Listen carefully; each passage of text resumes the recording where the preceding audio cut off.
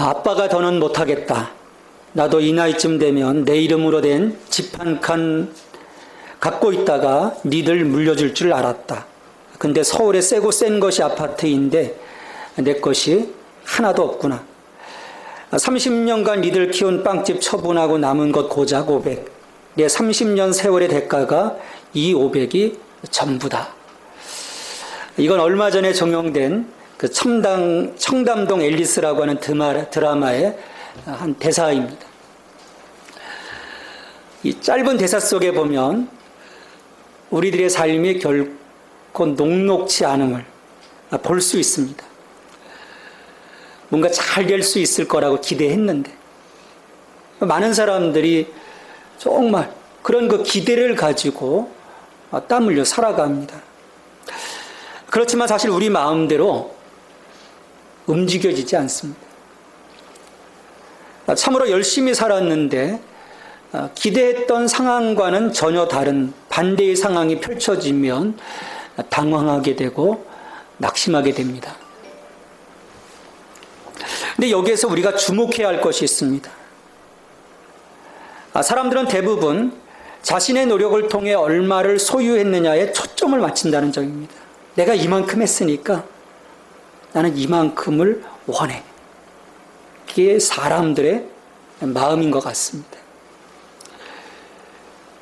그러다 보니까 끊임없이 사람들이 만족하지 못합니다. 채워지지 않거든요. 결국 늘 부족한 채 불평과 불만, 결국 만족하지 못함 속에 살아갑니다. 흔히 더 많거나 더 좋은 소유를 바라는 우리들의 욕망은 실제로 삶의 빈 공간을 채우려고 하는 갈망이라고 할 수 있습니다. 뭔가 그 허전함을 채우는 것이죠. 하지만 채우고 채워도 만족할 수 없는 것이 이 땅의 것들입니다. 여러분 만족하고 사십니까 요즘? 채우고 채워도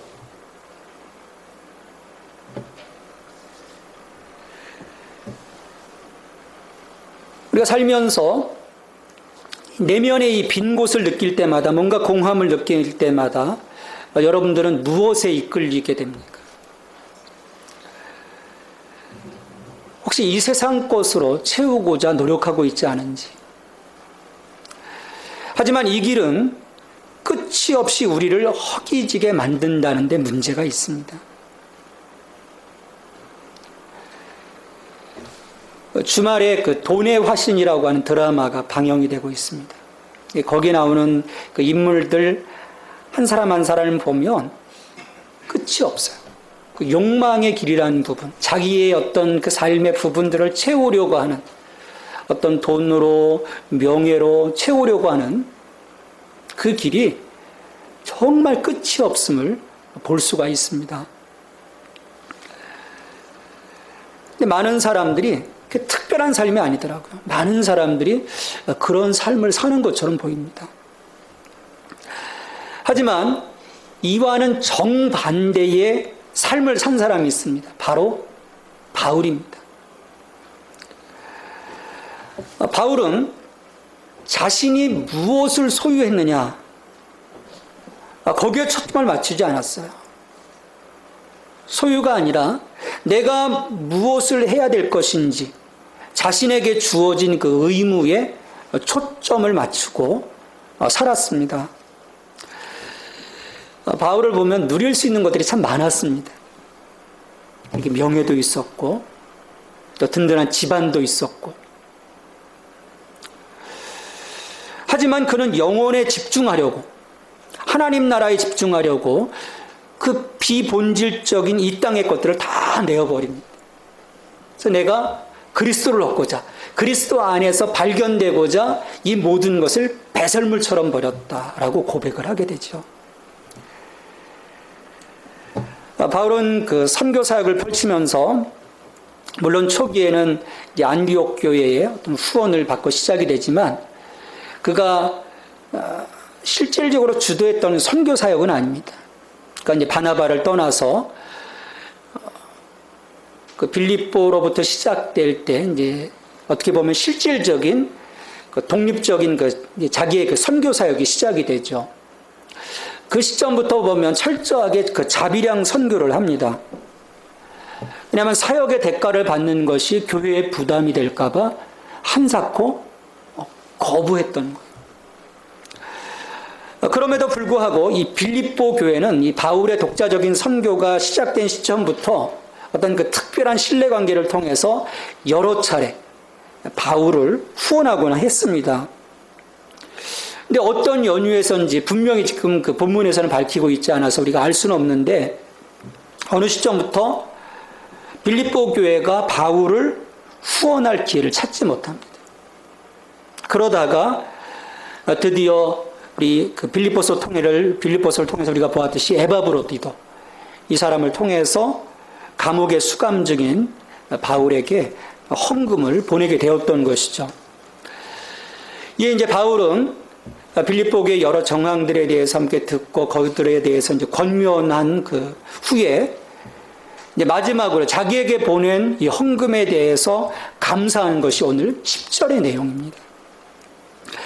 내가 주 안에서 크게 기뻐함은 너희가 나를 생각하던 것이 이제 싹이 남이니 너희가 또한 이를 위하여 생각은 하였으나 기회가 없었노라. 바울은 자신의 그 필요를 채워주기 위해 후원금을 보낸 이 빌립보 교회 성도들에게 그들이 보여준 관심을 기뻐합니다. 감사하죠. 근데 보면 이 바울은 이 후원금을 보내주면서까지 자신에 대한 어떤 관심 그리고 저들의 어떤 관대함에 대해서 감사하고 기뻐하면서도 자신의 이 재정 원칙에 대한 분명한 선을 긋는 것을 볼 수 있습니다. 그러니까 쉽게 말하면 이거 감사합니다. 감사하지만 저는 여기에 얽매인 삶을 살고 있지 않습니다. 그런 사역을 하고 있지 않습니다. 고백을 하는 거예요.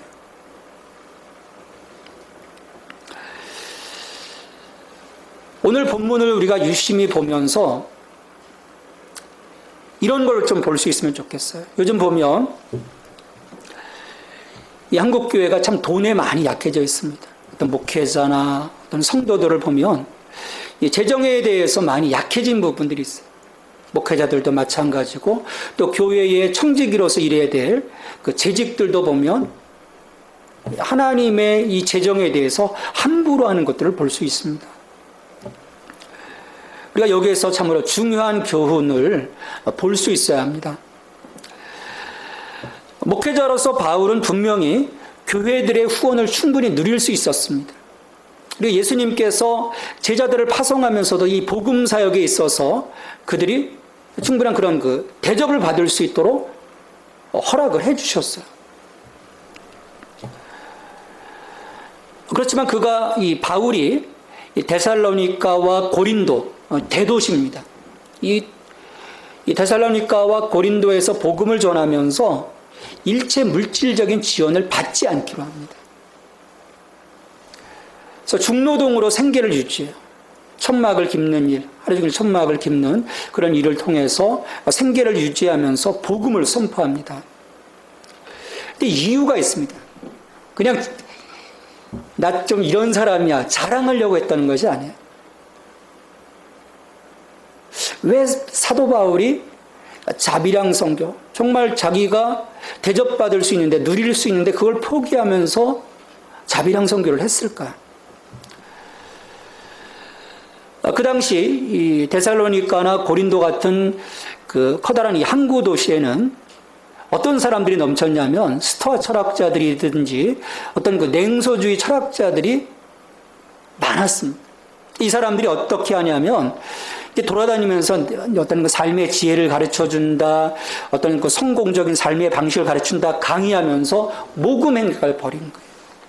요즘도 무슨 뭐 리더십이라 뭐 어떤 성공학이다 이렇게 한번 사람들 모시려면 브라이언 트레이시 같은 경우는 요즘 뭐 8억이라고 그 얘기를 들었어요. 몇 년 전만 해도 4억이었는데 그런 식으로 모금을 하는 게 다 와서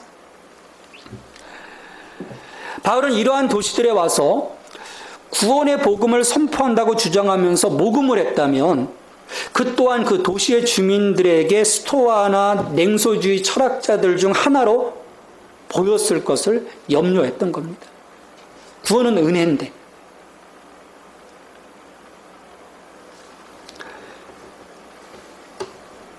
그러니까 복음이 그들에게 철학의 한 일종으로 비추어질 그 위험성을 사도 바울이 알았기에 그런 그 모금 행동을 하지 않았던 거예요. 철저하게 자비량으로 복음을 전했던 것입니다. 그로 인해서 이제 그들과 이제 차별화를 둔 거죠.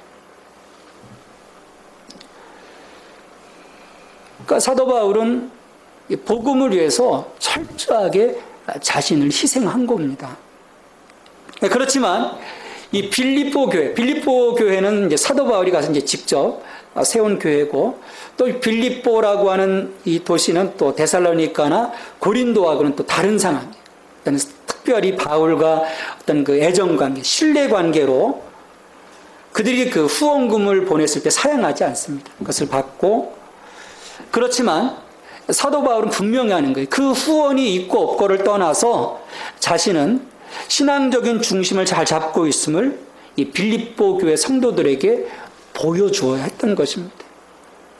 그래서 오늘 이 10절에서 그 보내준 에바브로디도 편에서 보내준 그 후원금에 대해서 감사하면서도 11절에서 보면 나는 어떤 환경에 처하든 자족함을 배웠다. 그걸 떠나서 나는 늘 감사하며 기뻐하며 살아가고 있다. 고백을 하고 있는 것입니다. 11절에 보면 내가 궁핍함으로 말하는 것이 아니라 어떠한 형편에든지 나는 자족하기를 배웠다. 말씀을 합니다. 우리 그리스도인의 삶의 중요한 비밀 하나를 그가 배운 거예요. 이 비밀을 배우는 순간 우리의 인생이 달라집니다. 지금까지 세상을 바라보던 시각이 달라지는 거예요.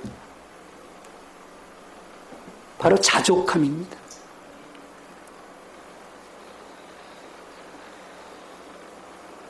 그로 인해서 그가 처한 환경에 상관없이 지금 가지고 있는 것, 하나님이 지금 주신 것에 그는 만족하고 감사하며 살아갈 수 있었던 거예요. 이런 겁니다. 하나님이 나에게 적게 주셨으면 지금 적게 갖고 있어야 될 상황이라고 믿고 살아가는 거예요. 아, 이 상황에서 내가 해야 될 일이 있구나.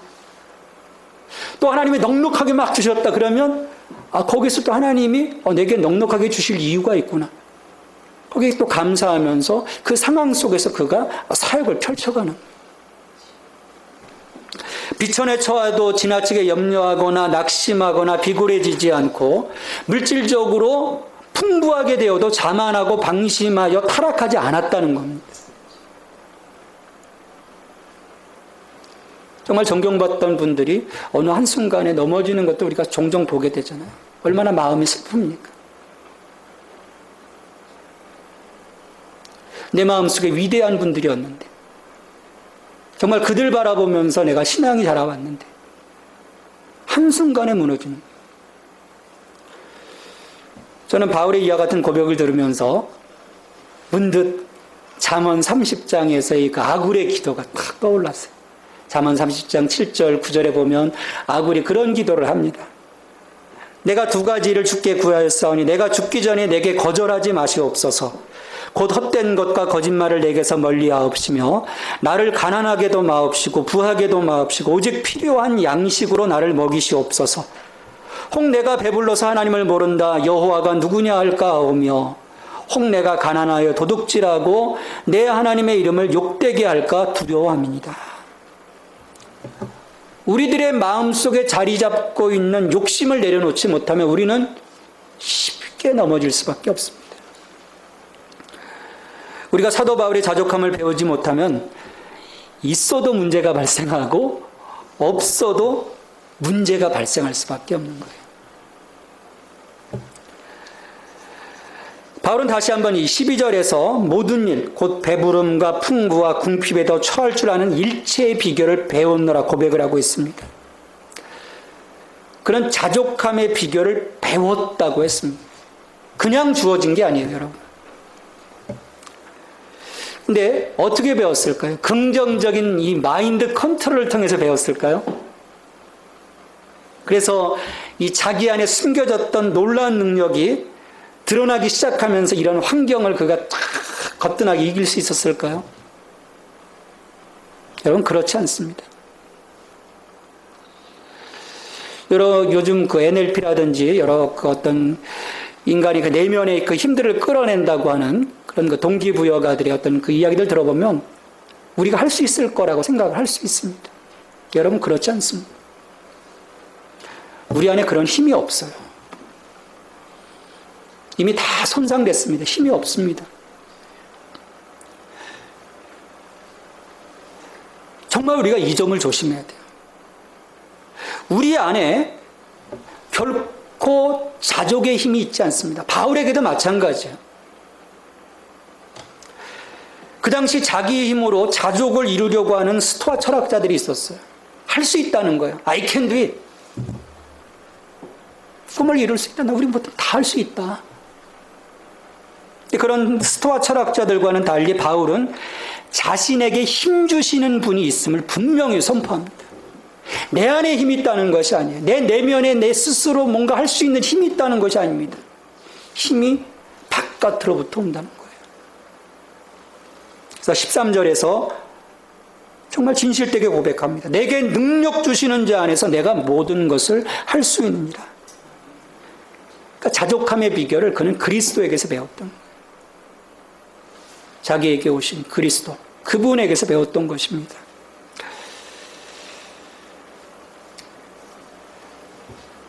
그리스도인의 이 자족의 비밀은 그 점에서 이 스토아 철학의 자기 충족과는 분명히 다른 것입니다.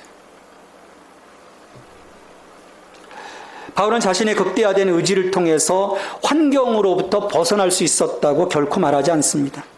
오직 자신의 능력은 그리스도, 하나님의 아들 그리스도에게서 비롯됨을 분명히 하였습니다. 그래서 그는 그 어떤 환경에서도 꿋꿋할 수 있었던 거예요. 저도 가장 좋아하는 하나님 그 말씀 가운데 이 빌립보서 4장 13절 이 말씀을 늘 두고 있습니다. 내게 능력 주시는 자 안에서 내가 모든 것을 할 수 있느니라. 또 우리 한국교회 성도들도 참 좋아합니다. 이 말씀을. 근데 좋아하는 게 생각이 다른 거예요. 이 스토아 철학파들과 같은 생각에서 이 말씀을 좋아하는 경향이 있어요. 여러분 혹시 그렇지 않습니까? 어떤 슈퍼파워, 내게 능력 주시는 자, 그리스도 안에서 나는 초인적인 삶을 살 수 있어. 혹시 그런 생각을 갖고 있는지 모르겠어요. 근데 오늘 이 말씀은 본문의 문맥에서 정확하게 이해해야 합니다. 바울은 자신이 절대적으로 모든 것을 할 수 있다. 자기가 슈퍼맨이 될 수 있다고 말하는 것이 아니에요. 그리스도가 자신의 편이기 때문에 천하무적이라고 주장하는 것이 아닙니다. 여기서 사도 바울이 고백하면서 말하고자 하는 것은 자기가 부유하고 힘이 있든지 또 가난하고 힘이 없든지 또 대단히 많은 군중 앞에서 기름 부음을 받아 설교를 하든지 불결한 감옥에 감금되어 있든지 자신이 처한 환경이 그 어떤 것이든지 간에 자신을 하나님께 던져 만족한다는 것을 배웠다는 거예요. 그래서 자신에게 힘 주시는 하나님의 그 힘을 입어서 그리스도의 힘을 입어서 자족함을 이룰 수 있었다는 것을 지금 고백하고 있는 거예요.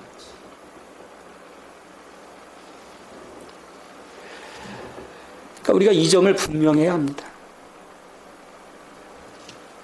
급변하는 이 어려운 환경을 초월하여 살 수 있는 힘을 공급해 주시는 것은 하나님만 하실 수 있습니다.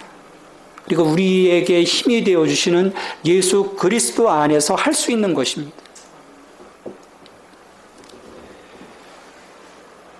우리가 이 부분, 이 비밀을 배울 수 있기를 바랍니다. 오직 예수님을 힘입어 그분 안에서 만족함으로써 우리는 그리스도인으로서 온전한 삶을 하나님께 아름다운 향기로 올려드릴 수 있는 거예요.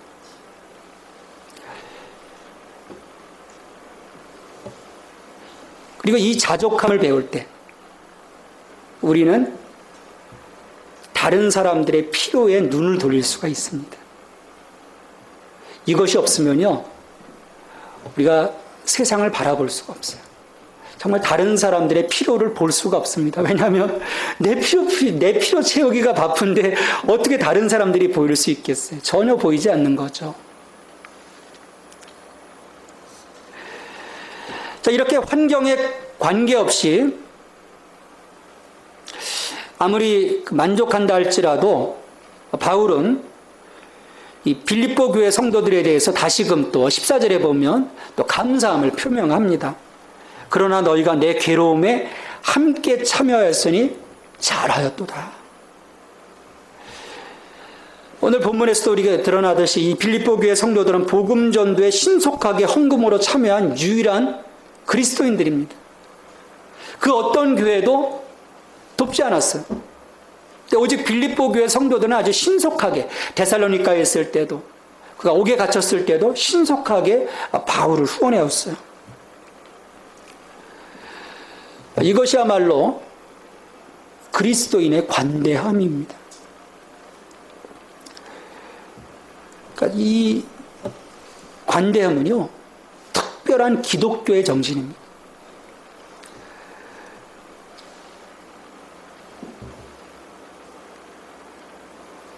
너희는 세상의 빛과 소금이다. 우리 주님께서도 받는 것보다 주는 것이 좋다, 친히 말씀을 하셨습니다. 또 우리 주님께서 본을 보여주셨잖아요.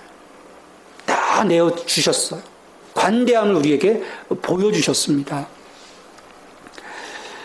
특별히 이 관대함은 그리스도인들이 교제하는 수단입니다. 이것을 바울도 14절에서 인정하고 있는 거예요. 너희가 내 괴로움에 함께 참여하였으니 잘하였도다. 여러분, 우리가 교제한다는 것이 뭡니까?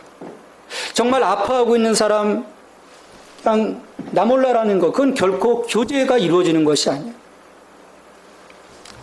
한 지체가 고통을 당하고 있었고 그들은 그것을 주목했습니다. 그러니까 진정한 교제는 서로의 필요를 돌아보는 거예요. 바울과 빌립보 교회가 신뢰하는 관계가 바로 그 점입니다.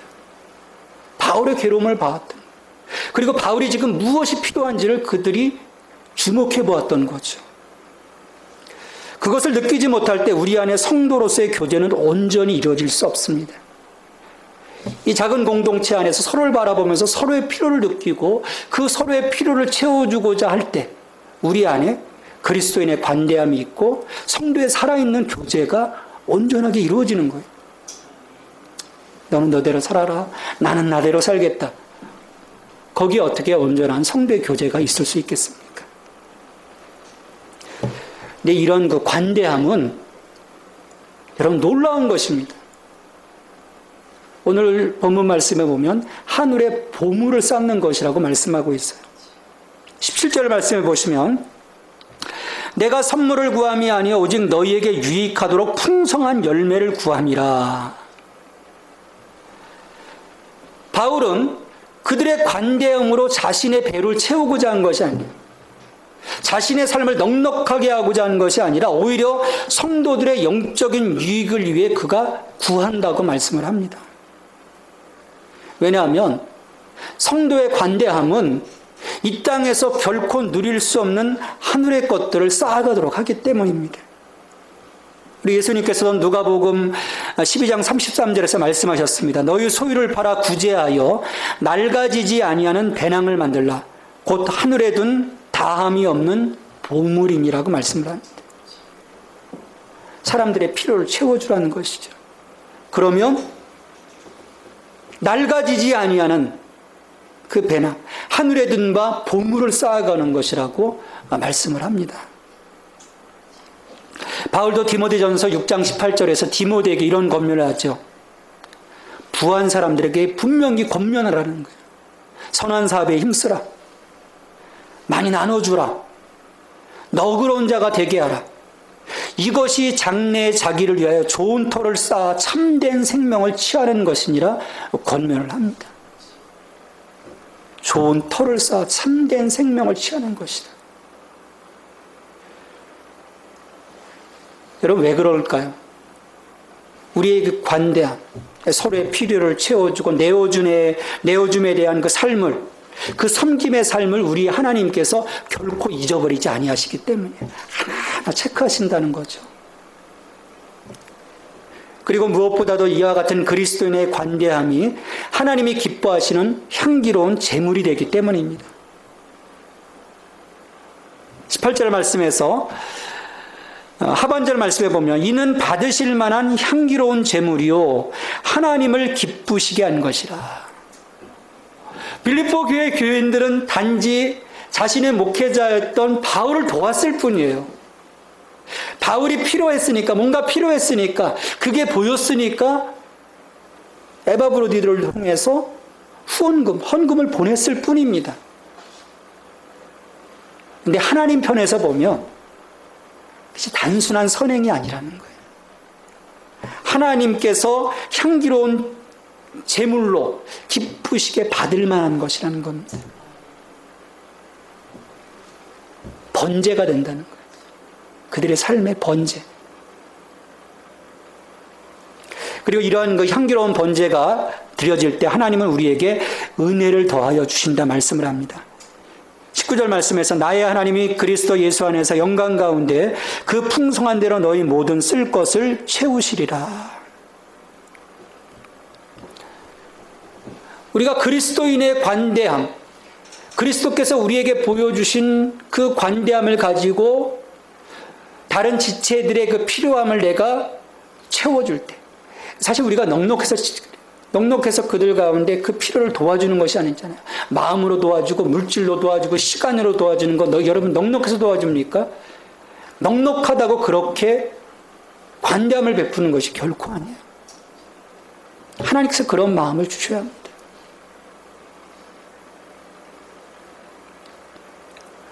근데 보면 이 바울도 하나님이 기뻐하시는 향기로운 제물로 자신을 드렸습니다. 그것은 자신을 위한 것이 아니라 복음을 필요로 하는 수많은 영혼들을 향한 헌신이었어요. 다른 이들의 영적인 필요를 채우고자 한 행동이었습니다. 철저하게 다 내어주었어요. 빌립보 교회 성도들도 마찬가지입니다. 어렵고 힘들었지만 더군다나 자비량 선교를 표명한 바울에게 그냥 넘어갈 수도 있었지만 그들은 바울의 어려움 속에서 그의 필요를 느꼈고 여러 차례에 걸쳐서 그에게 헌금을 했습니다. 이것은 정녕 이들의 힘으로 이루어진 것이 아닙니다. 저들이 그리스도 안에 있었기 때문에 가능한 거예요. 사도 바울도 그리스도 안에 있었고 빌립보 교회 교인들도 그리스도 안에 있었기 때문에 가능합니다. 그리고 성령님의 감동에 순종했기 때문이에요. 자신의 유익을 추구하는 삶을 살았더라면 어떻게 이와 같이 행동을 하겠습니까? 바울도 당연히 사람들로부터 자신의 사역에 대해서 수고한 것을 받아 누렸을 거예요. 이거 내가 수고한 건 우리 주님이 누리라고 하셨는데. 빌립보 교회 성도들도 자신의 처지를 걱정하기도 바쁜데 바울 걱정까지 하지 못했을 것입니다. 은근히 모른 척 했을 거예요. 그러나 그렇게 하지 않았습니다. 그것은 바울이 하나님을 신뢰하는 법을 배웠기 때문이에요. 오늘 바울이 빌립보 교회의 그 관대함에 대해서 이 신앙적으로 풀어가는 것을 보십시오. 하나님을 신뢰하는 법을 배웠기 때문에 이렇게 영적인 논리들을 그가 펼쳐갈 수 있었던 거예요. 이 그리스도 안에 있다는 것이 얼마나 큰 능력을 경험하는지 느꼈기 때문이죠. 빌립보 교회 성도들도 마찬가지입니다. 예수 그리스도는 하나님의 모든 유익과 복을 우리에게 중재하시는 분이시란 거기에 대한 분명한 신뢰가 있었기 때문이에요. 예수님은 우리의 복의 근원이 되십니다. 예수님을 통해서가 아니라 예수님 안에서 우리가 누리게 되는 거예요. 결국 바울이 자족하는 것은 그리스도 때문입니다. 19절 말씀에 보면 나의 하나님이 그리스도 예수 안에서 영광 가운데 그 풍성한 대로 너희 모든 쓸 것을 채우시리라. 그리스도 안에서 채우시리라. 우리의 삶의 보증이 되시고 수단이 되시는 분이 바로 그리스도시라는 거예요. 왜냐하면 그리스도를 소유한 사람은 모든 것을 소유한 사람이기 때문입니다. 여러분 그리스도를 소유하셨습니까? 그러면 이미 모든 것을 지금 여러분이 소유하고 계신 것입니다. 그처럼 복의 근원이신 예수 그리스도를 소유하면 그 어떤 환경에서도 우리는 그리스도인다운 향기로움을 잃지 않고 하나님의 영광으로 살아가게 되는 것이죠. 내게 능력 주시는 자 안에서 내가 모든 것을 할 수 있느냐. 진실되게 고백할 수 있게 되는 것입니다. 왜냐하면 나를 아낌없이 내어드리는 삶이야말로 더욱 채워지는 은혜를 입는 비결이기 때문이에요. 이로 인해 우리는 기뻐할 수 있습니다. 하나님 내게 채워주시는데, 세상 것 아니더라도 하늘의 신령한 것들로 내게 채워주시는데 어떻게 우리가 기뻐하지 않을 수 있겠습니까? 어떻게 우리가 감사하지 않을 수 있겠어요? 내 안에 채움이 있는데 그 신비로움으로, 세상 사람들이 알지 못하는 그 신비로움으로 내게 채워주시는데, 그래서 정말 우리가 은혜 받고 내 안에 그리스도를 모시면요, 세상 사람들이요 어떻게 보면 좀 정신 나간 사람 취급합니다. 늘 미소 짓고 사는데 그 어려움 속에서도 이해가 안 되는 거잖아요.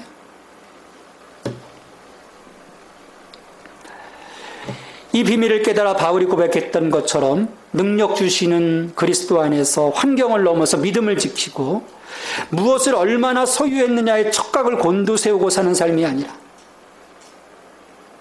서두에서 한 가장의 그 이야기, 무엇을 소유했느냐의 촉각을 세우고 사는 삶이잖아요. 그런 삶이 아니라, 그래서 날마다 걱정하고 염려하는 것이 아니라 우리에게 맡겨주신 복음의 사역을 통해 얼마나 많은 영혼들을 생명이신 예수 그리스도에게로 이끌어가는지 자신이 감당해야 할 일에 초점을 맞춤으로써 그리스도인다운 멋진 삶을 살아갈 수 있기를 바랍니다. 이것이야말로 주 안에 굳게 서가는 삶이 되는 거예요. 그렇지 않은 한 우리는 늘 환경의 요동칩니다. 하지만 우리는 어떤 사람입니까? 진동치 아니하는 하나님 나라를 유업으로 받았습니다.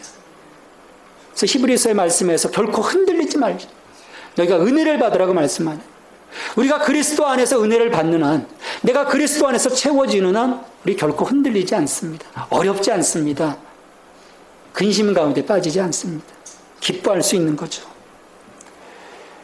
이런 삶을 통해서 우리가 하나님의 기쁨이 되고 하나님의 영광이 되는 것입니다. 내게 능력 주시는 자 안에서 내가 모든 것을 할 수 있느니라.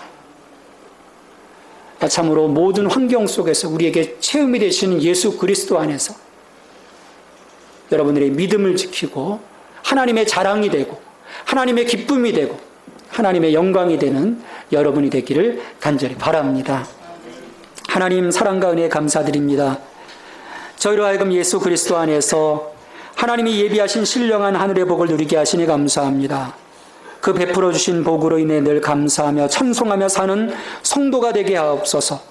무엇보다도 그 힘이 저에게 있지 않습니다. 오직 예수 그리스도 안에 있음을 고백합니다. 언제나 그리스도 안에 그리스도로 인해 자족하며 살게 하시고 다함 없는 이 땅의 것에 헛된 소망 두지 않고 살게 하옵소서. 예수님의 이름으로 기도하옵나이다. 아멘.